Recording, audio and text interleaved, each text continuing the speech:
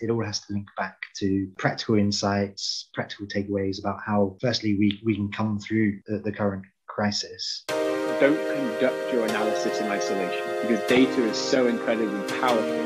Not defending just the tribe, but defending the organization. Those creative people that you really want to keep empowered, keep excited, keep motivated, keep thinking. A good experience pays dividends down the line. Stereotypes tend to break down in proximity. Welcome to We're Only Human, a podcast about human resources, business, technology, and the workplace. My name is Ben Eubanks, your host, and I'm so glad you're here.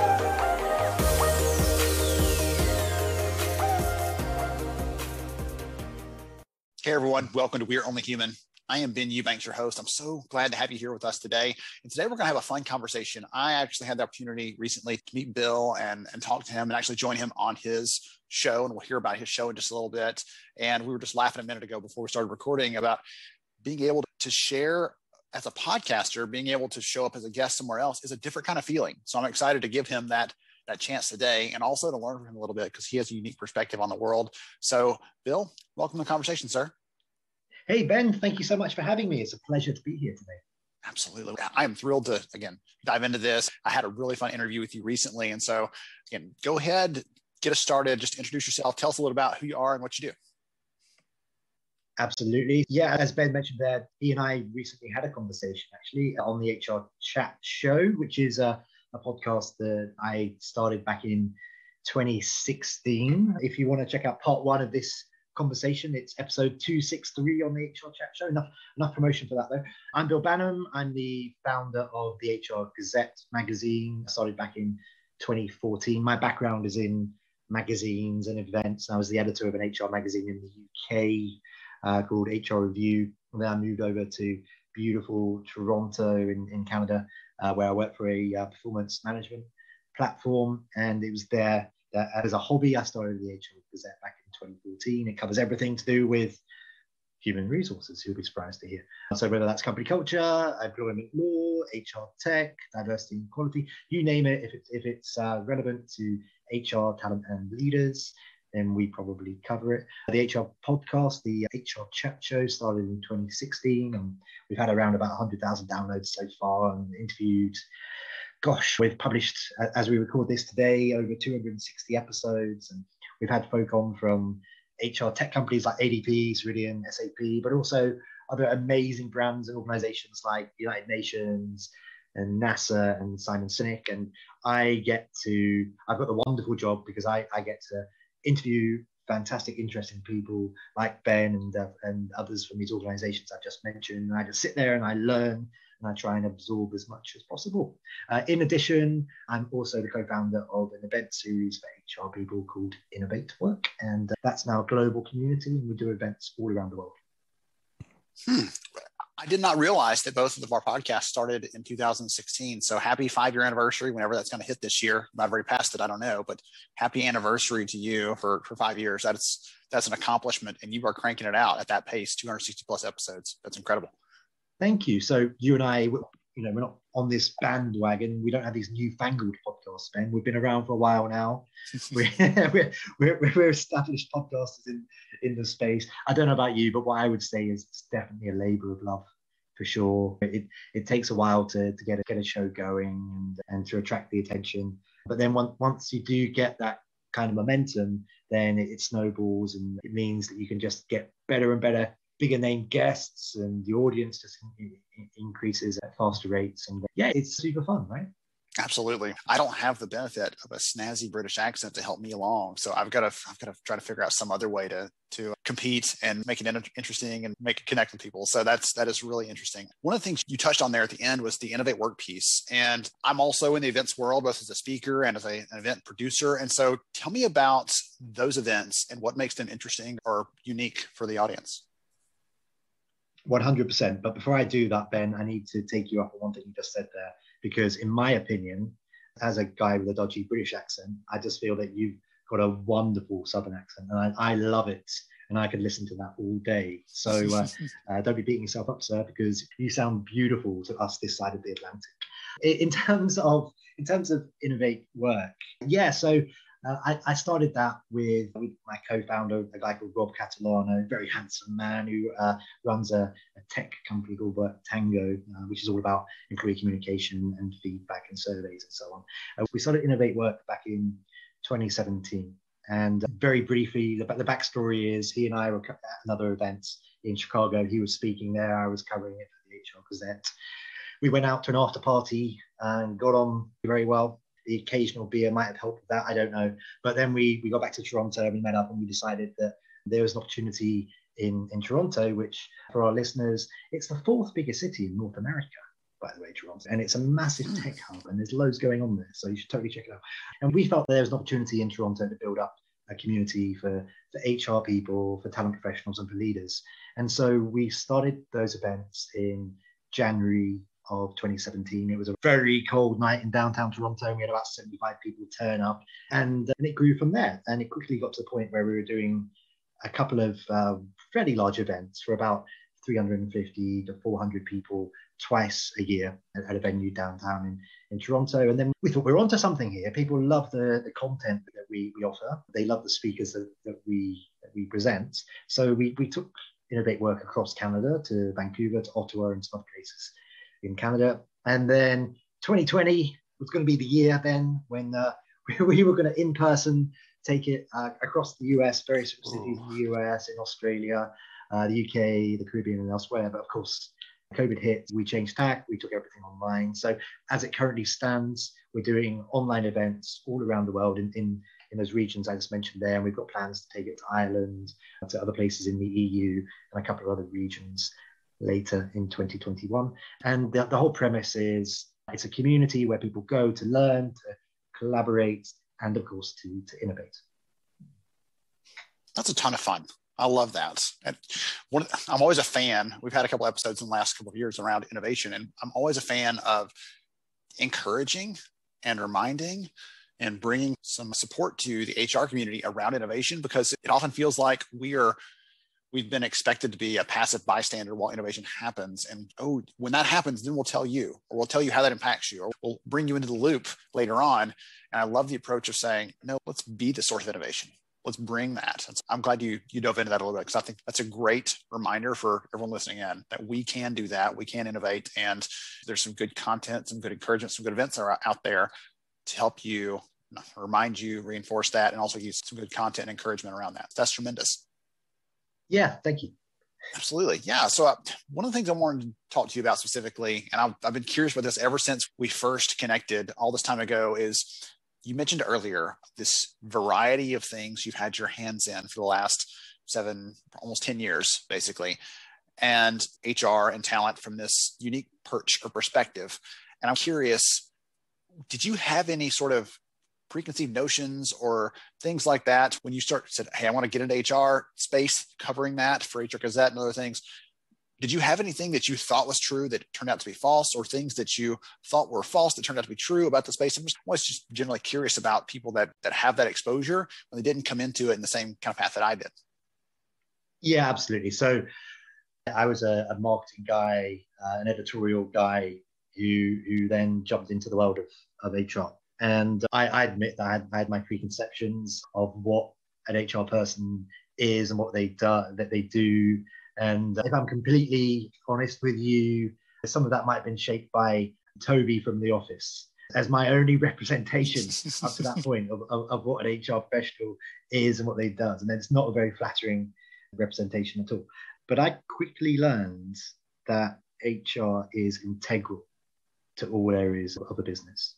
And I'm a strong believer that if you've got a fully functioning HR department, you will have a very powerful, very driven, very high performing business, because human resources is central to how we can firstly attract, how we can onboard, how we can train, how we can develop our people, how we can get them all rowing in the same direction. And to use a term from one of my guests on the HR chat show, to really understand their personal why. That was from a chap called Stephen Chabletsky, who is from Simon Sinek.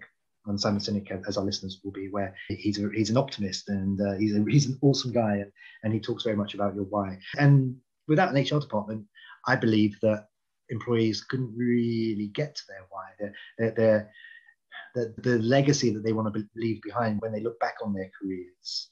A lot of that is shaped by the company culture. It's shaped by the development opportunities that are presented to someone within a company, and that's all managed by the HR department. In conclusion, Ben, I came into the world of HR with preconceptions of HR professionals perhaps being timid and perhaps being siloed and working within little boxes. And I quickly realized that your best companies, they just can't function without your best HR people. I love that. You used a word in there. I don't want to go back to it. You said legacy a minute ago. And I'm curious. I've been doing this a little bit of exploring in that area lately. I've got some new episodes coming out pretty soon on that topic, because I'm curious about people, and they're thinking about what impact they're going to have and what impact they hope to have. Connecting completely that Simon Sinek piece, start with why. What the end goal is going to be, what you want that to be, then you can work towards that. But if you have never stopped to think about it, then you're not going to hit it. So what would you hope that your legacy is going to be after writing and sharing and connecting and doing all the work you've done in the last, again, nearly 10 years? What do you hope that your legacy or your impact is going to be on our space? Oh, man. Wow. What a question. What's going to be on my gravestone? Is that basically the question? I'm not wishing you to be any closer to that gravestone, but I'm curious what it would say. There was a Goonie. I don't know if the listeners here are familiar with the Goonies, a British set of comedians from the 1970s. And one of them famously has on his tombstone, "I told you I was ill." So if I can't come up with something funny like that, I would love, when I look back on my career, that people judged me and saw me as someone who firstly tried their best to present interesting, relevant, insightful content to help to educate the business community by bringing people together, by creating forums, whether that's in personal online events, for example, where they can share ideas and learn from each other. I'd be pretty happy if that was my legacy. Excellent. I didn't mean to take it like down a dark path, but can I tell you what I would write on there for you? Just based on the limited exposure I've had to you so far, I would talk about that piece you're talking about there, that piece you brought up. It's about bringing some education. We know a rising tide lifts all ships. And when I think about the Toby example you mentioned a minute ago, that's a lot of the world's perception of HR, or their immediate access and interaction with their HR professional at their company, their organization, might not have been a wonderful experience. And so they have this view of it based on that. And I take it as one of my missions to help share the stories of the positive, of the people doing it, of the people solving problems and doing great things. And I see that just based on the conversations you're having on the podcast, based on the things that you're writing on HR Gazette. That's the kind of thing that I see for you as well, is you're bringing those stories out, not just to say, look at how great they are, because that's encouraging, but also to say, and you can be that great too. There's some inspiration wrapped into that. And that's what I would, if you're going to let me write your gravestone for you, that's what I would tack on there as well. Thank you very much. I'll make a note in my will for my family to get in contact with you to help with the eulogy, or at very least some wording for my gravestone. I'll say good things. I'll say good things. So you've spent this time, and if we think about the different aspects of the work that you do and what you're touching, a lot of that comes back to this idea of community, building a community of readers for the site, building a community of participants in events. I'm curious, in the last year, a lot of companies have tried to build a community internally with their people, right? How to make people feel connected and everything else. I'm curious, what has worked for you? Any advice around building a community of people that are engaged, that are connected, that are excited about what's happening? Wow. Okay. If we're talking specifically in the context of the last year, then it's a slightly different answer to how I otherwise would have addressed it, because what's happened in the last year is huge, and it's impacting everybody's lives, their work lives and their personal lives. So right now, in terms of growing and engaging a community of business people. So it's not just HR pros, of course, talent leaders in other departments. It all has to link back to practical insights, practical takeaways about how, firstly, we can come through the current crisis. And secondly, I think people have become more willing to open themselves up and to share what they're going through. So many of us right now are going through mental health issues, for example. So to answer your question, over the last year for engaging the community, it's keeping fresh, keeping relevant. Every day is changing right now because COVID means that, you know, from one day to the next, things are different. But as part of that, if you really want to engage, if you really want that community to continue to grow and to continue to come back, you've got to do it in a very human way. I'm with you on that one. That's one of the things I've said lately is this last year has helped us. I don't know why we got away from it, but it's helped us to see people as individuals again, as humans, and we don't just gloss over things as quickly as we used to. And that's hopefully going to be a lingering positive consequence of this, or positive after effect of everything we've gone through, is that we take the time to actually look at people as people instead of making assumptions or leaving things to chance. We're going to dive into those things. Okay, so I've got I think one more question for us before we start getting ready to wrap up. And I'm curious, again, you're talking to so many people, not just in HR. I'm going to pick on Simon Sinek because you just mentioned his name a minute ago, but people outside of HR, they're leading thinkers in our space. And so I'm curious, you've got so many different things you can pull from. Goodness, fumbled on that one. What do you think the future of HR holds? Right? What does the future hold for HR to turn that around? What is the world of work going to look like? What sort of things do you think the people listening to this need to know about what's coming ahead so they can be ready for it? I think, geez, we could do a whole episode just on this. But so some key things to think about are, it ain't going away, people. It won't necessarily be Arnold Schwarzenegger as the Terminator coming after you, but AI machine learning is here to stay, and it will continue to augment and, in many cases, replace jobs. You need to know that to stay relevant, you've got to upskill, you've got to be willing to take on new responsibilities, and you've got to embrace the AI fueled changes, if you like.